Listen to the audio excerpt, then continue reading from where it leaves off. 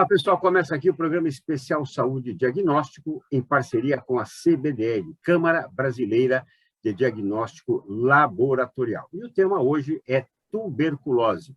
Em 24 de março, nesta data, é instituído o Dia Mundial de Combate à Tuberculose. A tuberculose é uma doença infecto-contagiosa que afeta principalmente os pulmões, mas também pode acometer órgãos com ossos, rins e meninges, que são as membranas que envolvem o cérebro. E a data foi criada em 1982 pela Organização Mundial da Saúde, a OMS, em homenagem aos 100 anos do anúncio do descobrimento do bacilo causador da tuberculose, ocorrido em 24 de março de 82, pelo médico Robert Koch.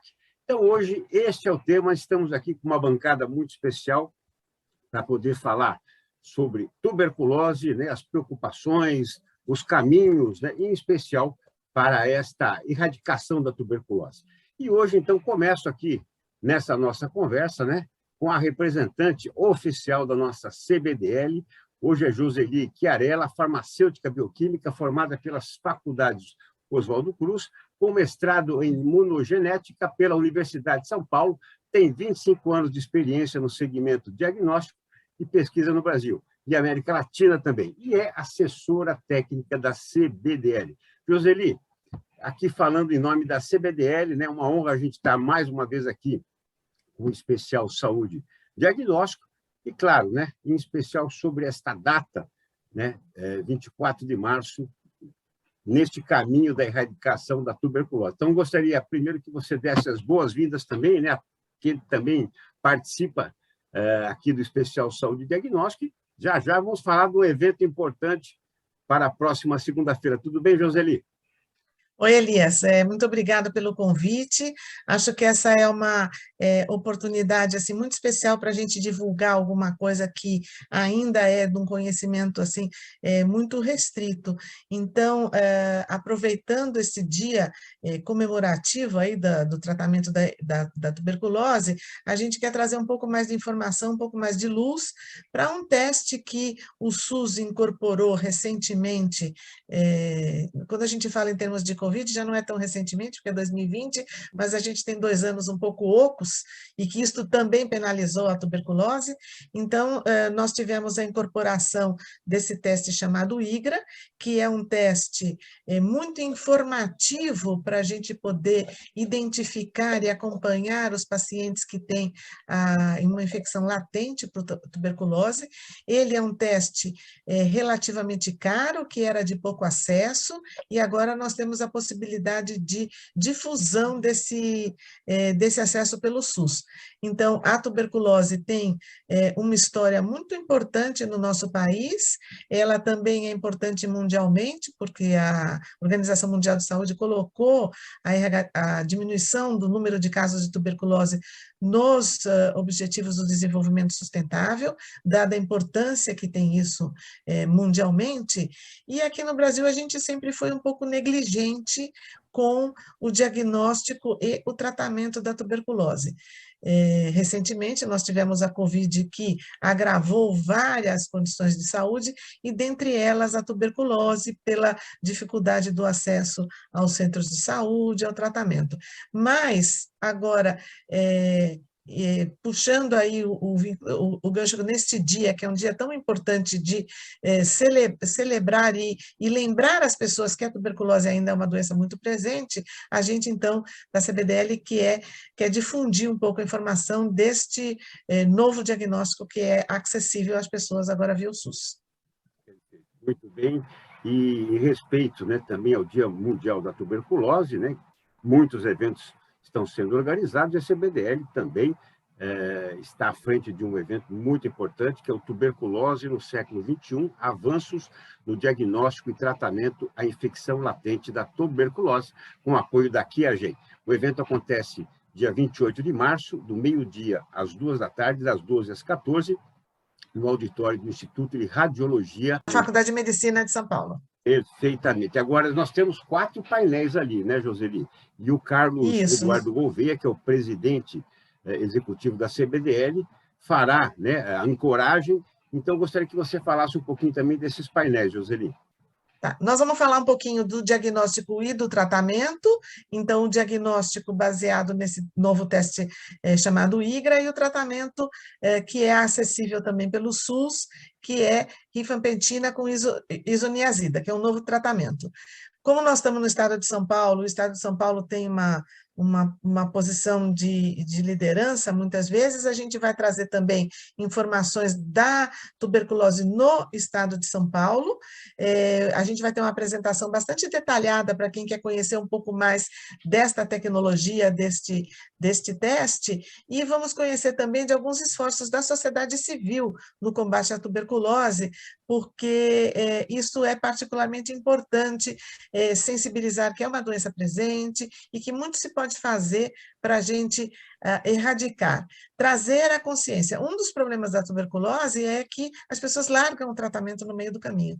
Então, a ajuda da sociedade civil, no sentido da conscientização, da importância, da identificação dos primeiros sintomas e do acesso ao tratamento, ao diagnóstico e ao tratamento, é muito importante. Que a abertura, né, o primeiro painel, Tuberculose Estado de São Paulo, fica a cargo da doutora Ana Angélica Portela, que está conosco aqui, é uma das nossas convidadas, ela que é médica com mestrado em doenças infecciosas e parasitárias pela Universidade de São Paulo e doutorado em doenças infecciosas e parasitárias também pela USP. Atualmente é coordenadora do Programa Estadual de Tuberculose de São Paulo. Doutora Ana Angélica, uma alegria tê-la aqui, né? Uma honra tê-la aqui debatendo esse tema da tuberculose. Eu gostaria, então, que você pudesse fazer esta introdução, já abordando um pouquinho, né, sobre esses caminhos que a gente vem percorrendo. Muito obrigado por ter aceito o convite. Obrigada, Elias, obrigada a todos. É mais do que uma honra ver a tuberculose, né, como estrela. Isso é extremamente importante para todos que trabalham em saúde pública. Realmente a tuberculose é uma doença milenar, é uma doença que tem descobertas em múmias, inclusive do Peru, no Egito, então ela nos acompanha há milhões de anos, e assim, realmente, este ano, o tema da tuberculose da Organização Mundial a Organização Mundial da Saúde é Invista na tuberculose, salve vidas. Então, isso é muito importante para nós. O Dia Mundial da Tuberculose é um dia que a ideia não é um dia técnico, é um dia que a ideia é colocar a tuberculose na luz, despertar a todos, porque é uma doença que não vai distinguir barreiras, então, a todos, a importância que ela tem ainda no mundo. É muito importante porque o Brasil, ele faz parte dos 20 países do mundo que tem uma carga grande de tuberculose. Então, isso não é algo não relevante, isso é extremamente importante. E um detalhe, assim, nós em São Paulo, no estado de São Paulo, contribuímos com 23% de todos os casos novos do país. Então, é quase um quarto dos casos estão no estado de São Paulo. Então, nós temos um papel muito importante no controle dessa doença enquanto saúde pública. E dentro da pandemia que nós sofremos, né, de Covid, nós temos já dados que mostram na Organização Mundial de Saúde alguns dados do Ministério, ainda não os de São Paulo, que nós tivemos não um atraso, mas tivemos uma perda, nós regredimos para 2015 em relação aos números, né, situações, aos avanços das ações que conseguimos ao grande trabalho de muitos que abraçaram a causa. Então, voltar para 2015 significa perder os casos, perder diagnóstico, perder tratamento, uma lacuna, nós tínhamos 7 milhões de casos no mundo de tuberculose, reduzimos para 5 milhões, nós temos um gap, uma lacuna de 4 milhões. Onde estão esses casos, né? E como é uma doença de transmissão respiratória, por isso que eu digo que não tem barreiras, né? Nos preocupa muito a situação. Mas nós também temos conquistas, né? Então, o diagnóstico da tuberculose latente, o tratamento, ele nasceu na epidemia. Então, a gente tem que encontrar encontrar não, nós temos que também lembrar que nós temos conquistas. A tuberculose latente, só para tirar uma dúvida técnica, não é a tuberculose. A tuberculose latente é uma situação que vai ser anterior à tuberculose, tá? Então, essa é um pilar da tuberculose que a gente precisa trabalhar bastante, e nesse pilar, com o objetivo maior de diminuir a prevalência de tuberculose, porque o objetivo maior da Organização Mundial da Saúde é que em 2035, não está longe, é que nós possamos eliminar a tuberculose enquanto problema de saúde pública. Então, eu fico muito feliz em trazer a tuberculose, porque muitas pessoas, né, que a gente ouve diz ainda existe, né, quantos a gente ouve, pessoas com toda a sua formação técnica, fazer perguntas que é falta de conhecimento, só a gente compreende que nem tudo está ao alcance de todo mundo, mas se ela ainda existe, sim, ela existe, e nós contribuímos no estado de São Paulo com 23% da carga do país. Não é pouco, o desafio para o programa é imenso, né? E a gente precisa realmente do apoio da sociedade civil para controlar, para tratar. Como já foi dito, a Joseli, é uma doença também que tem o tratamento diagnóstico no SUS. Então, é uma doença que tem este acesso, né? Então, é muito importante isso. Não pode ser desconhecida do SUS, dos profissionais que trabalham no SUS, e não pode ser desconhecida dos profissionais que trabalham nos serviços privados também. É muito importante isso para aqueles que trabalham com tuberculose. Pense na doença, no agravo, é esse meu apelo hoje, salve vidas, né? Mas eu fico muito feliz de dar um espacinho para a tuberculose, me emociona até. Apelo, né, vindo da doutora Ana Angélica Portela, que é uma referência em relação à tuberculose, é muito importante. Vamos, sem dúvida alguma, falar bastante sobre esse tema, né? E mais uma vez a CBDL aqui com a preocupação de trazer, né, esses assuntos que estão em grande evidência, não só para o segmento, né, da saúde, mas também para o leigo, para que ele possa ter informações, saber aonde recorrer e tudo mais. E com a gente também hoje aqui a Ana Flávia Pires, bióloga, mestre em ciências bioquímicas, com vasta experiência em saúde pública na implementação da testagem rápida para HIV, sífilis e hepatites. Atualmente, a Ana Flávia é executiva de novos negócios na empresa Germsure Biosafe. Tudo bem, Ana Flávia? Você Tudo já bom. né, já tem a sua cadeira cativa aqui no nosso especial Saúde e Diagnóstico, então gostaria que você também pudesse trazer as suas considerações iniciais sobre esse tema de hoje. Com certeza. Obrigada, Elias, pelo convite. Um prazer estar nessa mesa hoje com a Ana Angélica e com a Joseli. É sempre um prazer fazer mesas assim, com tantas mulheres. Eu sempre gosto de colocar essa pauta como que a nossa representatividade importa, né? E a Ana Angélica, quando traz, né, essa emoção da gente dar uma visibilidade para a tuberculose, e eu tenho falado muito nisso, assim, né? Quando é um dia que a gente, né, vai falar sobre aquele agravo, acho que é um dia que a gente dá visibilidade àquilo, né? E o 24 de março é isso, um dia para a gente dar visibilidade que a tuberculose existe e que ela, às vezes, não está muito longe da gente, sabe? A gente vai fazer também um evento no dia 29 de março, em que a gente vai trazer uma pessoa que teve tuberculose, e vamos dizer assim, uma pessoa comum, sabe? Uma estudante de doutorado, ali, corriqueiro, e que ela teve um desafio muito grande para se diagnosticar. E isso é uma coisa que a gente precisa falar mais, né? Quando eu devo, né, procurar um serviço de saúde, ou quando que o profissional de saúde, né, Ana Angélica, deve solicitar um teste para tuberculose ou para tuberculose latente, né, como a gente discutiu aqui também, e a Ana Angélica colocou muito bem que são duas questões diferentes, mas a gente precisa falar mais sobre quando se testar, né, e quando procurar este teste também, e quando o profissional de saúde oferecer. E eu vejo que o COVID, ele acabou nos mostrando que a testagem, até dentro de empresas, né, em company, ela pode fortalecer a resposta a muitos agravos, e quem sabe a tuberculose também, né? Será que a gente pode levar o teste point of care A própria empresa que a gente tem um teste point of care para o diagnóstico de ILTB, né? Será que a gente pode levar esse teste para alguma empresa? Existe algum nicho, né, que deveria ser testado? E a GermSure, ela trabalha, né, levando o diagnóstico para perto das pessoas. Essa é a nossa visão, né? A gente vê que isso é necessário e trabalhamos muito com isso com Covid e queremos trabalhar isso também com tuberculose, para que as pessoas, né, possam estar próximos ao diagnóstico. A gente sabe do desafio que é se manter o tratamento depois, um tratamento longo, a pessoa não pode abandonar. Então, tem muita coisa que a gente precisa falar.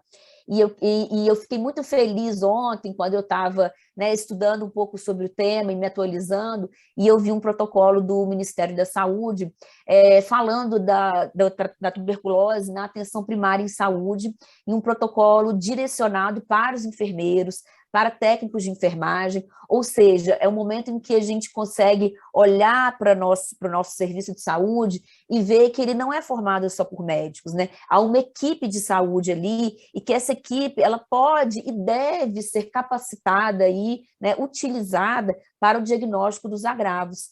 E esse protocolo ele ficou muito bonito, está muito bem escrito, eu fiquei emocionada quando vi, e trazendo ali exatamente, né, o enfermeiro, qual que é o papel dele? Solicitar o exame, solicitar o exame do teste IGRA, por exemplo, né? O enfermeiro pode fazer isso quando, né, conhecendo e como se fazer e quando se fazer. O técnico de enfermagem, o que fazer, o que ele pode fazer no combate à tuberculose.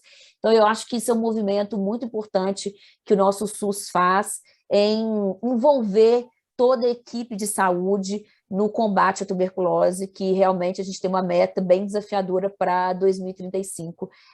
Acaba que eu vi recentemente um assessor da OMS falando que o medo da OMS, quando a gente rebaixar, né, o Covid a uma endemia, é que o Covid se torne uma doença negligenciada, como a tuberculose se tornou por muito tempo. E é isso que a gente precisa trazer à tona e dar visibilidade, né? Não vamos negligenciar essas doenças, e como a doutora Ana Angélica disse, uma doença respiratória, que não tem barreiras, né? Olha, eu quero alertar aqui para quem está nos acompanhando, né, deixar um recado importante aqui. A doutora Ana Angélica falou que estava emocionada com o tema.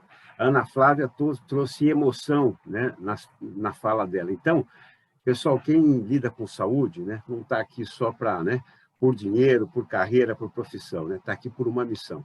Então, a emoção faz parte realmente disso, né, Joseli? Você que está à frente da CBDL também acompanha demais isso, né, Joseli? Queria que você falasse sobre isso e também retomasse esse assunto do teste rápido, né, que é tão importante. Quando é que a gente vai ter já disponível? Aonde recorrer? Aonde encontrar esse teste rápido? Por favor, Joseli.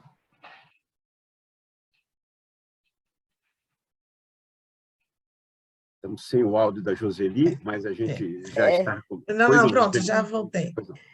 A gente tem um planejamento de saúde aqui, eu sempre vejo que as ações do Ministério da Saúde, elas são bastante consistentes para algumas doenças, né? Por exemplo, tuberculose, AIDS e uma série de coisas, e tentando levar o tratamento, levar o diagnóstico aonde está o paciente.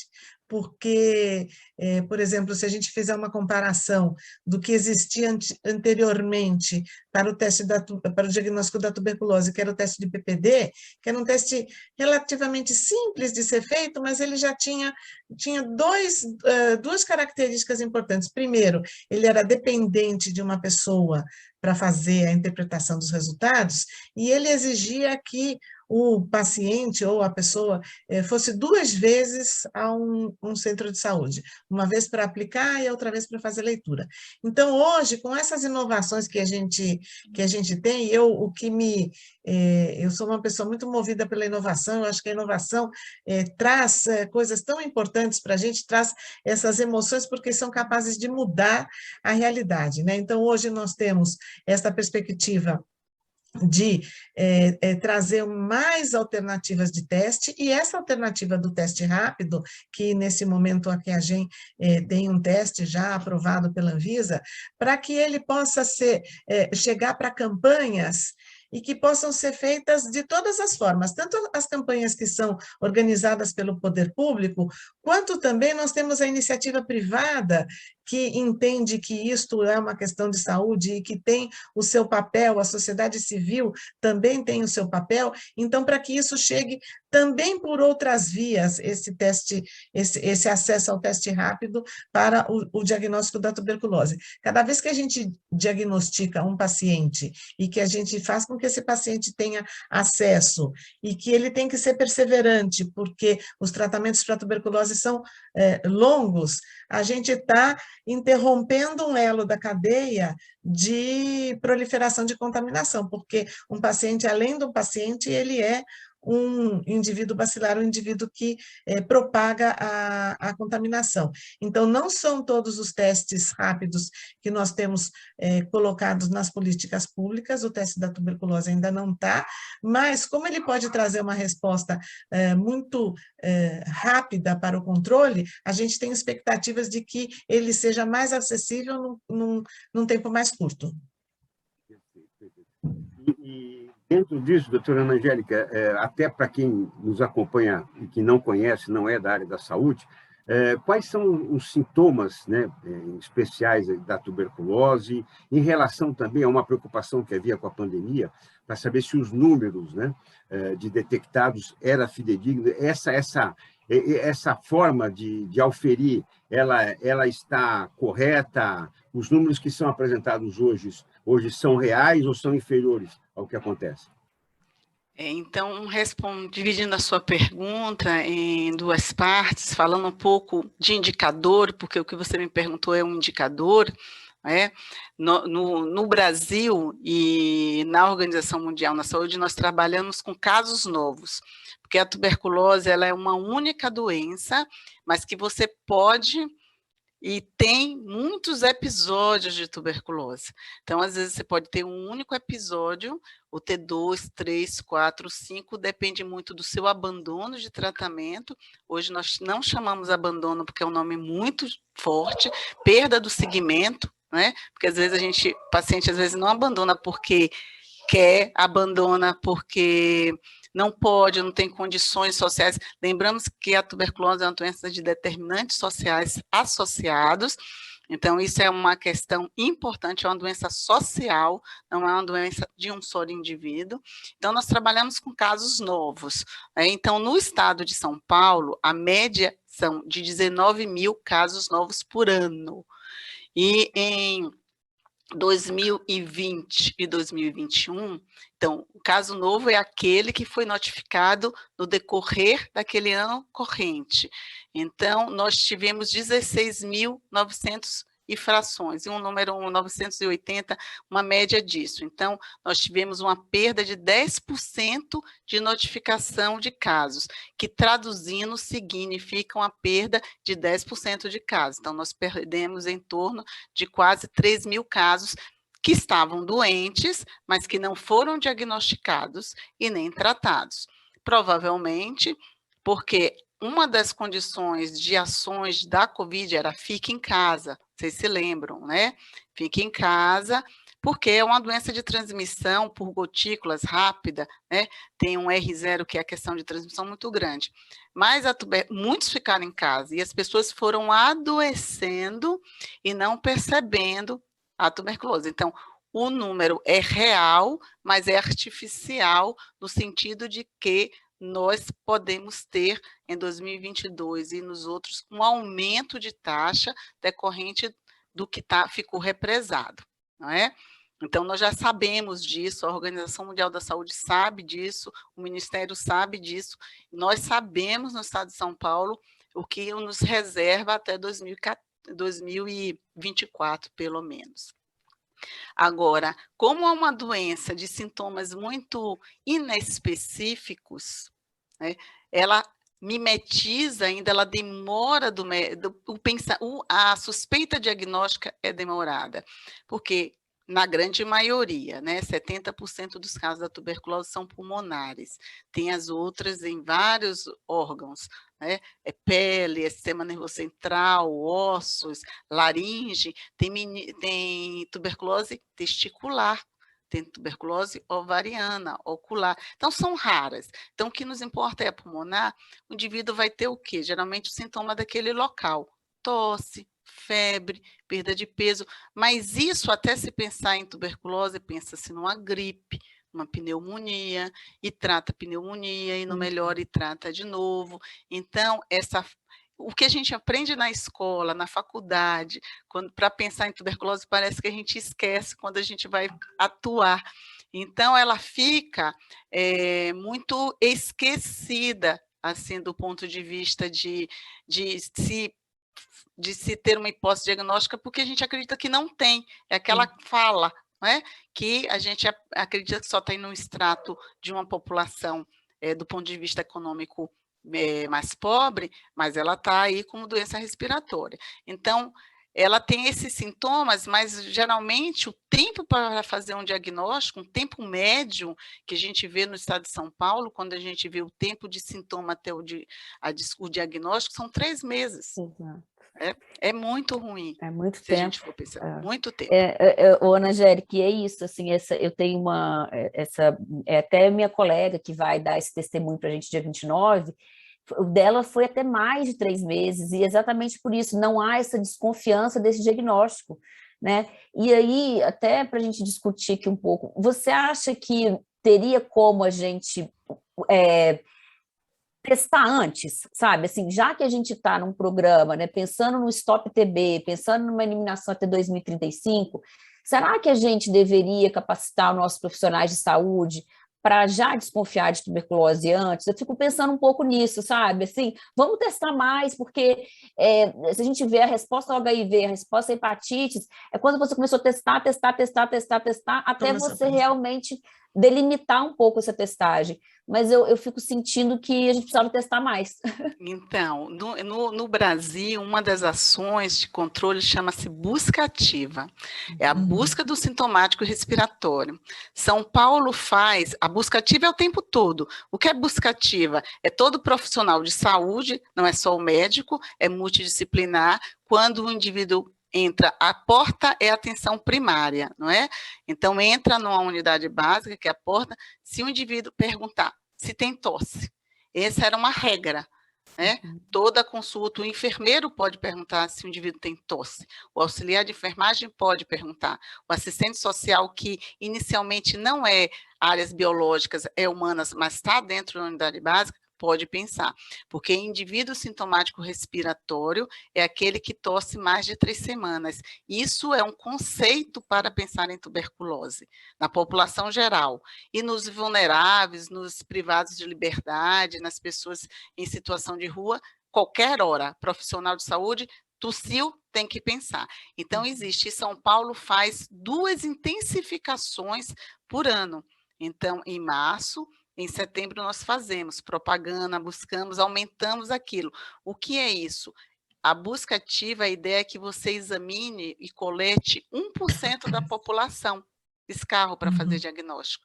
Então, tem ações. O que a gente precisa é ter mais visibilidade. Sim, porque existe eu vou ações, fazer né? uma outra pergunta. Nesse momento que a gente vive agora, que tudo é pós-Covid, então, assim, uma tosse persistente, tem que fazer um diagnóstico diferencial, se é realmente uma sequela de Covid, e a gente tem teste para isso, né? A gente só precisa dar acesso a essa população.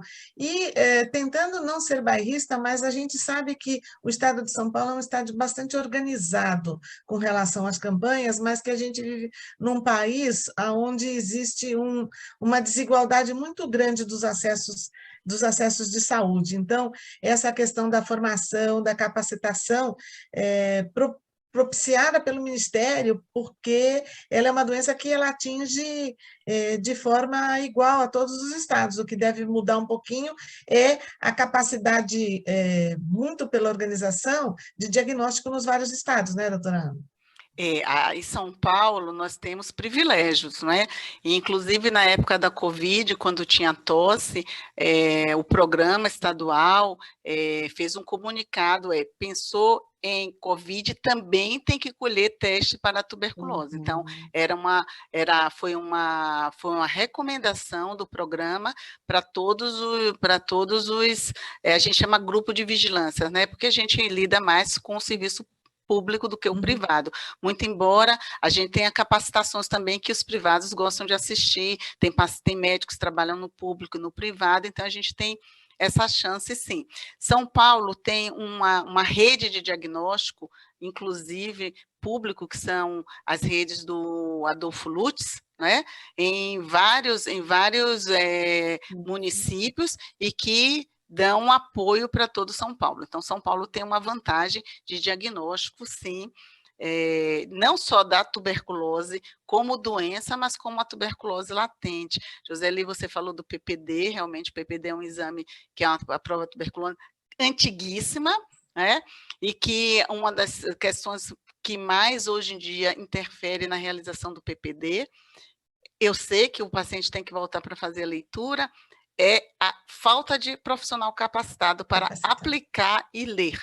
Não é algo que você aprende em 2 dias, você tem que ter um número de braços lidos para ser efetivamente capaz de ler, porque é subjetivo, não é? O IGRA não é subjetivo, é reagente positivo ou negativo, é uma máquina que lê. A gente tem que abraçar a tecnologia. Então, a gente tem perdido muitos profissionais antigos que se aposentaram e que não temos mais na rede para fazer o PPD. Esse é uma barreira muito grande, que é a barreira da perca do recurso humano capacitado. Então, outra ferramenta que vem, e que, assim, eu sou serviço público, eu sou puramente serviço público, né? Tenho minha carga horária toda em serviço público, mas abraço qualquer tecnologia que venha ajudar a tuberculose. E, com certeza, o IGRA, ele vem, inclusive em situações, né, que as pessoas têm reações alérgicas em braço, criança, que é uma dificuldade, tem situações muito, muito complicadas mesmo, que a gente específicas. Então, ele vem para fazer um diagnóstico, ele tem uma característica de ser mais específico, isso nós sabemos, né? Isso é metodologia do teste mesmo, então ele tem características que tem ainda dúvidas em relação, porque para o diagnóstico de tuberculose latente ainda não existe padrão ouro, né? Esse é o grande problema. A gente tem 1/4 da população mundial infectada pelo micobactério tuberculose, 1/4, era 1/3. Agora a gente tem 1/4. Ajuda porque a gente diminuiu, mas deixa uma população susceptível, né, aberta aí. Então, são questões assim que se imbricam, né? A tuberculose não é uma doença fácil, é uma doença extremamente complexa, porque é uma doença de determinantes sociais, uma doença que a gente tem a cura clínica, mas a gente nunca tem certeza que o indivíduo curou para sempre. É uma doença que, em relação à população vivendo com HIV, 60% dos óbitos tem como causa associada a tuberculose. Então, e ainda tem essa situação do indivíduo que está infectado com risco de adoecer. Então, vejam que é algo que merece, sim, a atenção, o respeito dos gestores, dos profissionais, da população civil, merece, sim, estar na agenda ou na rota, como dizem, no radar, de todos nós, né? Claro. De todos nós, né? Então, assim, por isso, Ana, que a gente faz essas buscas ativas, e a gente tem visto que mesmo na questão, e onde a busca ativa mais responde bem, são nos privados de liberdades. Imagino. Não, eu comentei isso do diagnóstico por causa desse tempo, né? E foi muito bom você ter comentado da busca ativa, que eu ia até te pedir para falar um pouco sobre isso, né? Quanto essa busca ativa é importante, né? Então, eu fui diagnosticada, a minha família precisa ser testada, certo? Certo, as pessoas, os meus contactantes precisam ser testados, né? Você precisa levar essas pessoas até o serviço de saúde para se testar. Então, é isso que você falou, não é uma coisa tão simples, né? Você vai lá, testa e acabou, e você nunca mais tem que voltar, tem um segmento. E por isso que eu comentei da gente, né, da necessidade de se ampliar mais esse acesso ao diagnóstico, de se falar mais do diagnóstico, e de buscar esse apoio, né, como teve do Covid dentro das empresas, para diagnóstico de tuberculose. E um ponto que eu queria comentar também, para você falar um pouquinho, né, que você falou, existem várias tuberculoses, e eu me lembrei aqui de uma cantora sertaneja que teve tuberculose ganglionar, né? Então, você vê, são vários tipos de tuberculose, e você falou, né, da questão social. Eu imagino que ela deva ter demorado também a diagnosticar, né, Ana? Não deve ter sido rápido, né? Porque é o pensamento... Angélica, se puder também agregar um pouco sobre vacinação, né, já que a pandemia, né, foi um tema aqui, então vamos falar um pouquinho sobre vacinação. A questão da tuberculose está em outros sítios do organismo, ele dificulta o pensamento, né?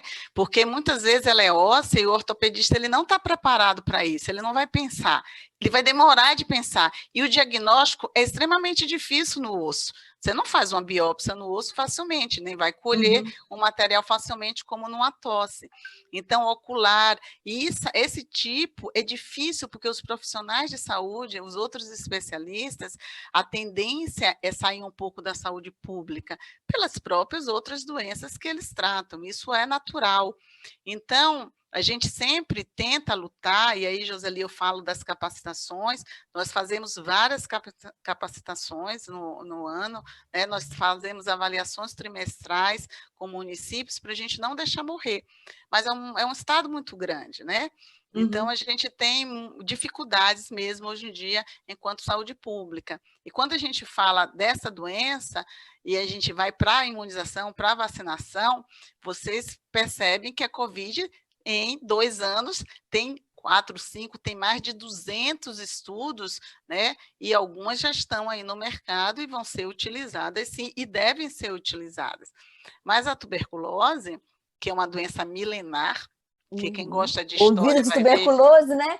Ouvido de tuberculose. Né? Então, mas esses indivíduos esses grandes reis do Antigo Egito, muitos morreram de tuberculose. A tuberculose tem um nome, é a peste branca, né?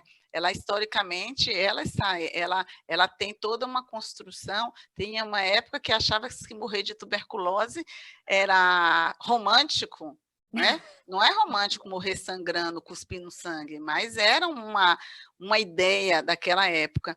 Então, a gente ainda não tem uma vacina eficaz para limitar, quebrar a cadeia de transmissão, como o sarampo, por exemplo. Específica, né, para a doença, específica. Né? A gente tem a BCG, que é uma vacina que não é dada em todos os países do mundo, o Brasil ainda dá, é uma vacina extremamente importante, tanto que ela é feita ao nascer nas maternidades públicas e privadas, principalmente no município de São Paulo, existem leis determinando que sejam feitas dentro da maternidade, né? Então, mesmo na maternidade privada, ela é gratuita, porque ela tem um papel importante no combate da doença grave de criança.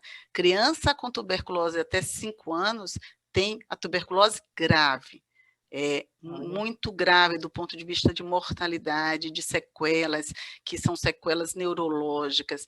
Então, essa BCG, ela tem esse papel de diminuir a possibilidade de disseminação. Então, ela é uma obrigatoriedade no nosso país, inclusive a Covid também repercutiu na taxa de vacinação em todo o país, o que foi doloroso, mas o governo naquela época pediu para fazer assim, independente, porque um frasco de vacina, às vezes você abre e tem que jogar fora se você não usar tudo, ele tem um tempo de vida, mas para ser uma vacina oportuna, a criança chegou, você ter a oportunidade, né, vacinar, então tem a BCG. Agora, vacina para você que não está infectado tomar e se proteger, existem alguns estudos, mas são todos estudos ainda muito ruminares, muito pequenos. Muito preliminares. Muito. A fase pré-clínica de teste de tuberculose é muito complicada. A gente geralmente testa em bovino, você precisa testar no bovino confinado. Então, assim, não é uma vacina trivial de você ir para a fase clínica. Então, bastante completa. A gente não tem. A gente tem, sim, aqui no Brasil também, gente desenvolvendo vacinas. Então, que isso é uma outra coisa importante para que a gente ter autonomia com relação a diagnóstico, a vacina, do ponto de vista de soberania de um país, é muito importante. Então, a gente não temos a vacina, mas temos alguns desenvolvimentos aqui que podem chegar numa vacina, e isso será muito importante. Quem sair com essa vai...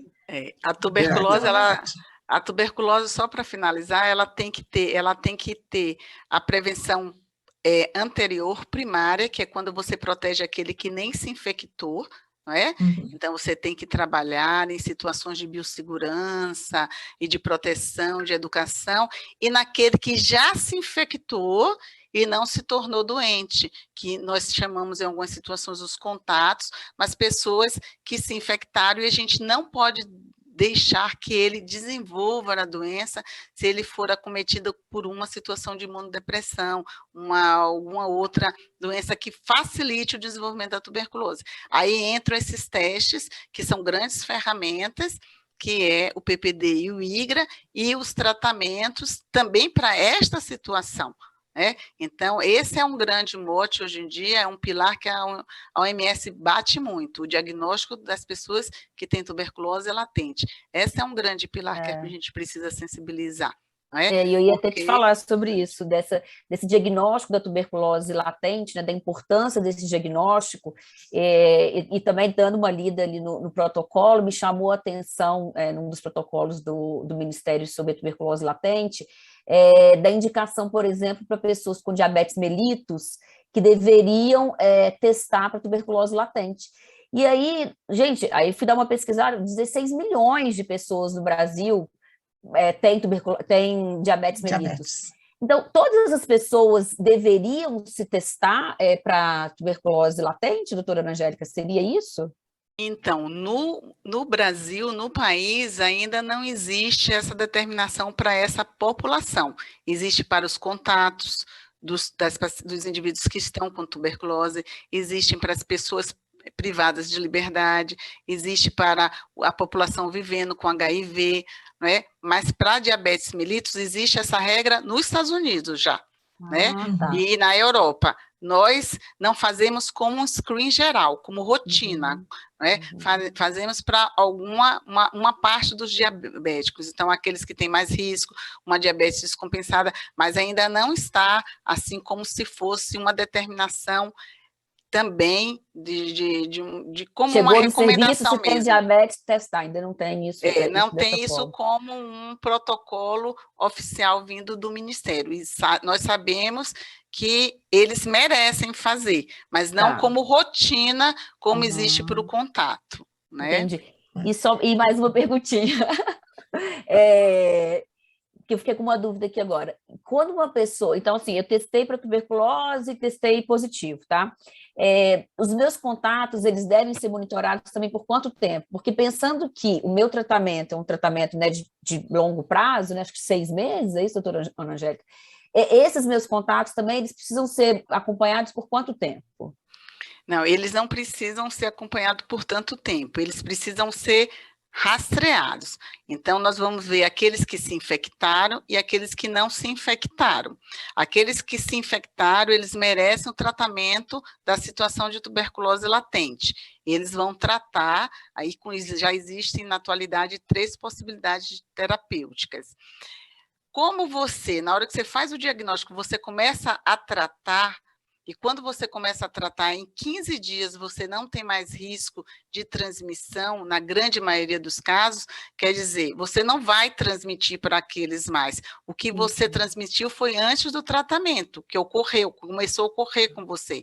Então, significa que a partir dali, se a pessoa não está infectada, como você está tratando, ela também não vai se infectar mais. Ela já teve o seu tempo no momento que você estava sem o tratamento e transmitindo o bacilo, como a Joseli disse, fazendo o seu circuito de transmissão, Então, só aquele que ficou para tratar. Esse precisa, porque além de ele tomar medicação, lembre-se que medicamento é sempre uma droga, então sempre tem um risco de reação adversa independente, né? Tomar até um analgésico... E de resistência também, né, doutora? De resistência, e de resistência também. Então, testar também, porque um paciente que não responde ao tratamento depois de 2 meses, ele é encaminhado a fazer um teste de resistência às drogas que ele está utilizando, tratando, porque ele eventualmente pode já ter tido um outro tratamento anterior, desenvolvido uma resistência. Agora, eu fiquei aqui pensando, assim, a gente já tem um modelo aqui que funciona para HIV, quer dizer, o paciente tem um diagnóstico de tuberculose, ele sai com o kitzinho do SUS,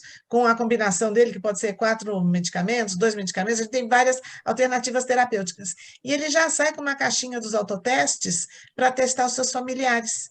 Né? Então, essa seria uma situação ideal, porque pensa numa família numerosa, que eu tenho que levar 5 ou 6 familiares para um centro de saúde para testar. Um vai, outro não vai, um vai hoje.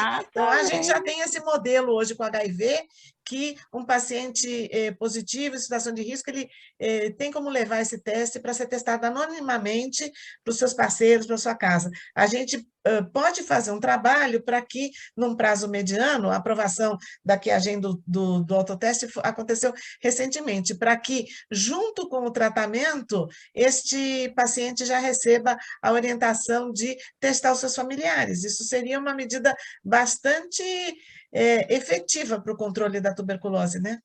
Então, vamos ver os prós e os contras. O paciente, o indivíduo que está com tuberculose, não pode levar o pacotinho de remédio. Ele não pode levar. Ele tem que testar, tomar no posto, né? Para o controle melhor. Ele tem que fazer um tratamento adequado, porque se nós pensarmos que nós já temos 12% de abandono no país e a Organização Mundial da Saúde pede 5%, nós já estamos com o dobro e mais 2%. Né? Então, nós estamos numa situação que não é boa. Ele não pode, por diversos motivos. Primeiro, porque o uso inadequado da medicação leva a resistências à tuberculose, os tratamentos de pacientes com resistência levam até 18 meses. Eles não podem levar porque eles têm as reações adversas, não é? Então, nós não podemos deixar isso acontecer. Ele não pode levar porque tem um controle de tratamento, nós precisamos saber se esse indivíduo está curando ou se ele está piorando, então, isso é importantíssimo. Então, para a tuberculose, a gente não avançou enquanto tempo de tratamento quanto à AIDS, que o paciente vai a cada 6 meses no ambulatório, porque ele tem um exame que é a carga viral para monitorar. Nós não temos um exame sanguíneo na tuberculose, nós temos que monitorar a clínica e o escarro para ver se ele negativou. Então, o paciente, existe uma ação, tem uma estratégia da Organização Mundial que chama tratamento diretamente observado, que nós estamos subordinados, falamos de uma doença de programa, uma doença programática, no qual nós temos que nos reportar ao Ministério, à OPAS e à OMS. Então, é muito complexo. Agora, vamos falar do contato, levar para fazer o teste nos contatos. Aí já é uma outra situação. Eu entendo que o contato, às vezes, nem passar numa unidade básica. A importância de fazer um autoexame na tuberculose é interpretar a importância daquele resultado. Se aquele resultado diz que ele está livre, ou se diz assim, você tem risco de adoecer. Então, nós temos que fazer alguma coisa.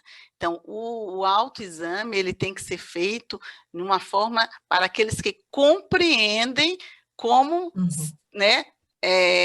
se resolver diante de um autoexame. Então, ele tem, lógico, a gente tem que preservar, inclusive, o indivíduo, né? A segurança do indivíduo no ponto de vista de segurança de pessoa, né? Da sua identidade. Mas para o paciente, ainda não podemos fazer isso. Para o paciente, nós tentamos encurtar o melhor possível o tempo de tratamento e, na realidade, fazer um tratamento centrado nele, não no profissional de saúde, médico, a quem a doença pertence, ao indivíduo. Então, nós temos que ter uma responsabilidade, ele também. Agora, a triagem, o rastreio dos contatos, aí sim, é possível se discutir, né? Como faremos um auto-rastreio no indivíduo. Que atitude ele terá frente àquele resultado? Ou até o teste na bolsa do agente comunitário de saúde. Também é uma possibilidade. Né? Para a gente começar assim, para não impactar tanto, né? Porque a busca ativa é muito importante, gente. Né? Eu acho assim, o agente comunitário de saúde muito importante no combate aos agravos. São pessoas que, né, que batem ali na sua porta, que te conhecem, né? Conhecem a sua família, sabem do seu histórico, né? É uma proximidade muito grande que ele tem, né, com a família, né, com a saúde da família. E aí você imagina, se esse agente comunitário tem a possibilidade de ter esse teste, né? E de levar até a casa da pessoa, porque, gente, se deslocar nesse país, né, pagar a passagem de ônibus, ir até o lugar... realmente não é uma possibilidade para todos, né? É uma verdade. Isso é uma possibilidade. Isso, né? O agente comunitário, ele é muito mais importante, muitas vezes, que o médico. Ele conhece muito mais o paciente do que o médico. Às vezes, o paciente vê o médico 3 vezes ao ano, ou 4, e vê o agente comunitário 1 vez por semana ou 2, não tenha dúvida. A questão, assim, quando eu falo, não é a Ana Angélica que está falando, é a Ana Angélica Portela, coordenadora de um programa que é um programa difícil, e que eu presto eu tenho que prestar uma responsabilidade ao governo do estado, né? E à sociedade. Vocês estão falando, estou imaginando isso. O que é que você vai fazer com 9 mil casos de tuberculose? Como é que você vai achar os 4 mil que estão perdidos? Imagina. É uma carga, então a gente tem que fazer tudo em prol do munícipe, do indivíduo. Então, os estudos estão aí para ser feito e devem ser. E eu sei, porque eu fiz pós-graduação, dentro de tudo. Agora, o rastreio do contato de um paciente, um indivíduo que suspeita de HIV e vai lá e faz o teste, ele tem também um impacto para a vida dele. Mas ele tem que saber como agir. Também, como ele vai agir. Quando você tem um agente comunitário, então, ele vai interpretar e que conduta ele vai ter perante aquele indivíduo que fez um diagnóstico ou de tuberculose ou de tuberculose latente. Eu sei que a gente tem que otimizar a vida do ser humano. Né? Mas com segurança, né? Clara, né? A importância desse tema realmente ficou muito clara aqui. E já como consideração final de cada um de vocês, por tudo que foi discutido aqui, falamos aqui em vacina, em testes, né, com diagnóstico, medicamentos, né, começando aqui pela Ana Flávia. A OMS, né, havia definido, né, uma meta de erradicar a tuberculose em 2030, daqui a 8 anos. Estamos no caminho, alcançaremos essa meta, começando pela Ana Flávia, como consideração final já, Ana Flávia. Se tivermos mais Anas Angélicas por aí, com certeza sim, né? Para a gente poder falar mais, porque, gente, é desafiador, é isso que a Ana Angélica falou, não é tão simples assim. Você imagina só, ganglionar, osso, olho, né? E você demora, né, a chegar muitas vezes a esse diagnóstico, porque é complicado mesmo, é complexo, né? Não é um tema tão simples da gente fazer. Então, o que eu acho possível, desde que a gente se comprometa, fale mais, dê mais visibilidade ao tema, né? Capacite mais as pessoas para que elas desconfiem, né, que aquela pessoa possa estar com tuberculose e teste, e que tenha um envolvimento de mais áreas. Vou citar novamente a questão do Covid, como a gente teve um alto envolvimento das empresas em testar as pessoas, né, vamos testar todo mundo. Então, que a gente consiga levar esse tema também para o setor privado e que essas pessoas vejam hoje as tecnologias que existem e que essa testagem pode estar mais próximo desse colaborador. Eu acho que eu sou a pessoa que levanta a bandeira da testagem como prevenção, e isso é uma realidade, né? Se a gente for pensar, melhor testar e prevenir do que depois ir tratar essa pessoa lá na frente como uma doença, né? É ruim para todo mundo. Então, possível, sim, precisamos dar mais visibilidade e falar mais sobre isso. Ana Angélica, essa doença milenar pode ser erradicada em 2030? Olha, erradicada não, porque é um conceito muito complexo, a erradicação. Você não pode ter um caso no mundo inteiro. Então, um exemplo da erradicação é a varíola. Eliminada, enquanto saúde pública, ela deveria ser em 2035. As chances cada vez são menores nos cenários atuais. E assim, tecnicamente falando, porque são muito poucas, primeiro porque mesmo com as ferramentas novas que tivemos, como o IGRA, rifampicina, isoniazida, o teste rápido molecular, e nós tivemos a pandemia, né? A pandemia foi uma situação, um desastre natural, assim considerado, que atrapalhou muito o andamento. Então, essas variáveis, essas ferramentas não conseguirão, não só por causa da epidemia, porque realmente precisa investir muito do ponto de vista de investimento de dinheiro para a gente conseguir fazer uma das ações mais importantes para eliminar, que é diagnóstico precoce e tratamento oportuno. Então, os cenários não nos ajudam a realmente chegar à eliminação em 2035. Algumas metas, sim, poderemos, ao nível regionais, mas ao nível mundial, não. Mas estaremos aí, e outros depois virão de mim, eu tenho certeza, porque a gente acredita, sim, que a gente pode fazer muita coisa boa. Perfeito. E você, Joseli Chiarella, também, quais suas observações sobre essa meta de erradicar a tuberculose? E também, importante a gente convidar todos para esse evento importante que a CBDL está organizando. Bom, eu acho que a informação é uma ferramenta muito importante. Então, eventos como esse que nós estamos falando para difundir a informação, para que se chame a atenção mesmo nesse dia da tuberculose, que a tuberculose existe, ela é um problema. E esse evento que nós vamos fazer aí na próxima segunda-feira, de divulgação da informação para a população em geral, mas também para a população especializada, médicos, profissionais de laboratório, porque esta nova metodologia, então, como acesso ao paciente ou com as dificuldades técnicas, ela precisa ser divulgada. Isso tudo são grãozinhos de areia que a gente vai juntando para construir esse castelo da erradicação. Talvez a gente não consiga chegar em 2030 nos níveis que a gente planejados pela OMS, mas seguramente com todas essas ações nós vamos estar um passo à frente do que a gente está hoje e redefinir aí os objetivos para que a gente possa trazer benefícios para a população em termos de saúde pública e que ela possa ter acesso igualitário, como nós temos a proposta dos nossos serviços públicos aqui, que o acesso seja igual para todas as pessoas.